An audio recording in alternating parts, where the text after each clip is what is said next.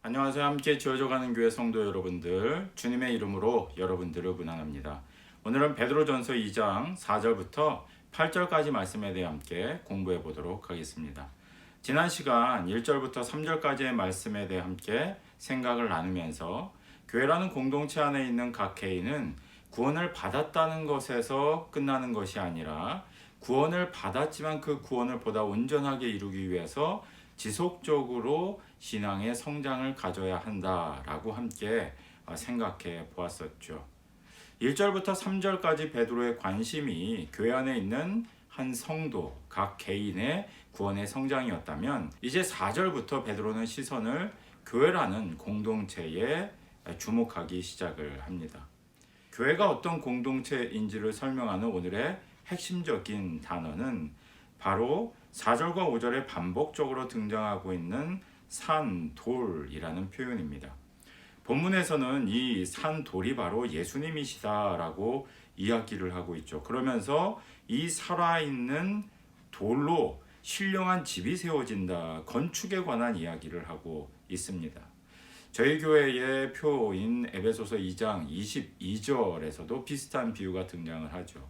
하나님의 공동체, 또 예수 그리스도의 몸인 교회라는 공동체에 대해 묘사를 하면서 한 집이 지어져 가는 것처럼 또 건축자의 관점에서 교회라는 공동체에 대해 소개를 하는데요.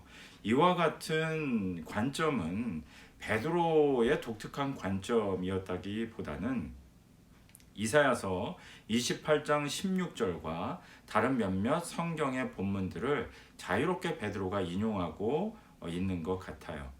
그리고 초기 기독교에는 교회와 관련된 이 돌이라는 이미지가 일반적으로 다양하게 사용이 된 것으로 알려져 있습니다.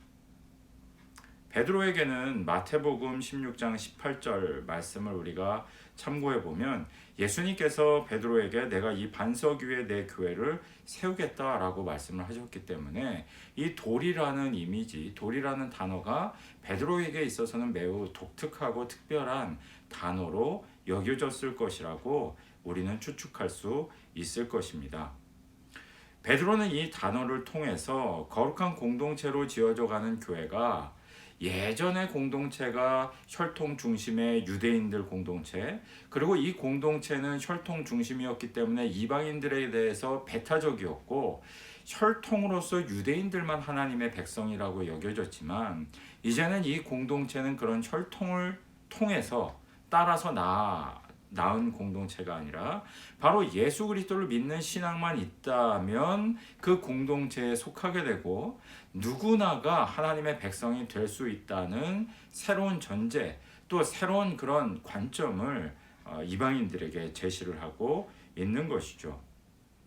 그래서 예수님께서는 바로 보배로운 모퉁이 돌이 되신다라고 소개를 하고 있습니다. 특별히 베드로가 살아있다라고 반복적으로 그냥 돌이다, 그냥 모퉁이 돌이다라고 표현하지 않고 4절에서도 보배로운 산돌이신 예수께 나아가, 또 5절에서도 너희도 산돌같이 신령한 집으로 세워지고, 살아있는 돌이라는 표현을 쓴 이유가 무엇일까요? 사실 돌은 살아있는 게 아니잖아요. 여기서 살아있다는 표현은 앞선 1장에서 우리가 살펴보았던 것처럼 베드로는 너희 조상의 유전한 망령된 행실, 또 금이나 은과 같이 없어질 것에 대해서 이야기를 한 바가 있는데요.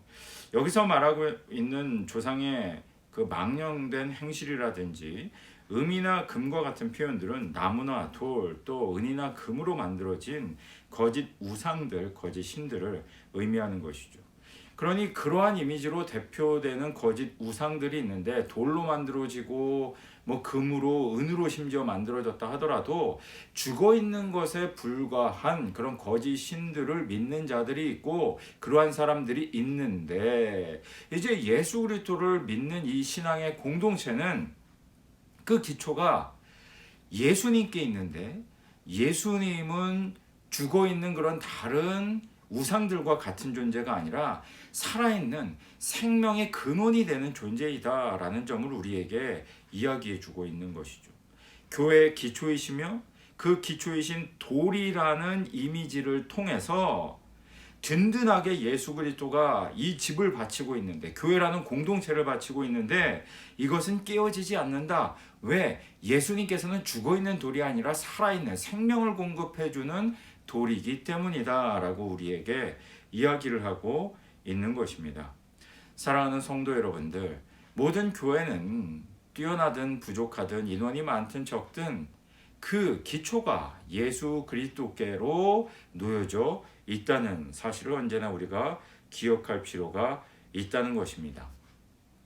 만약 교회의 기초가 예수 그리스도라면 그 누구도 교회의 주인임을 주장할 수 없겠죠. 그것은 목사 개인이라 하더라도, 심지어 그 교회를 설립한 설립자 목사다 하더라도 그런 이야기를 할 수 없을 것입니다. 또 교회 안에 어떤 영향력을 가진 어떤 사람이라도, 또 봉사를 많이 하는 어떤 사람이라도 마치 교회의 자기가 주인인 것처럼 행사해서는 안 된다는 것입니다. 교회의 주인은 오직 예수 그리스도 한 분이기 때문이죠.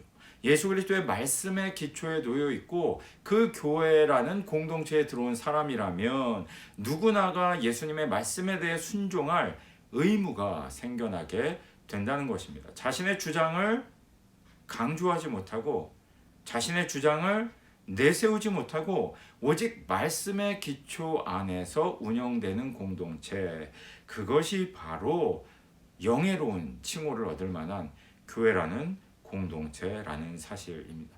우리 모두가 너무나도 잘 알고 있지만 때로는 교회를 사랑하는 마음이 지나쳐서 또 내가 교회에 어떤 기여를 하고 싶어서 열심히 하다 보면 그 선을 넘어서는 경우가 간혹 발생하게 됩니다. 누구나가 교회를 사랑한다고 이야기하지 교회를 무너뜨리기 위해서 내가 이런 말을 한다, 이런 생각을 한다라고 이야기하는 사람은 없지 않겠습니까? 목사가 되었던 어떤 성도가 되었건 누구나가 교회를 위해서 내가 이렇게 한다라고 이야기를 하지만 과연 그 행동이 정말로 성경이 이야기하고 있는 그 기초에 자리를 하고 있는가? 내가 지금 나의 이름이나 나의 의견을 내세우는 것이 아니라 정말로 예수의 이름을 지금 이 공동체 안에서 드러내기 위해 나는 이야기하고 있는 것인가? 처음에는 예수님을 위해서 또 교회의 유익을 위해서 내가 나섰다가도 나중에 가게 되면 처음에 그 생각은 사라지고 자신의 자존심 때문에, 내 주장 때문에, 내 지위와 체면 때문에 그것을 버리지 못하고 오히려 목적이 자신도 모르는 사이에 변질돼가는 그런 경우를 우리가 보게 된다는 것이죠. 사랑하는 성도 여러분들, 우리 교회의 주인은 오직 예수 그리스도 한 분뿐이십니다. 함께 지어져가는 교회의 모든 성도들이 서로 연결되어 함께 지어져 갈 뿐만 아니라 우리끼리 지어져 가는 것이 아니라 예수와 함께 지어져 가는 것이기 때문에 언제나 교회의 머리는 예수님이시다.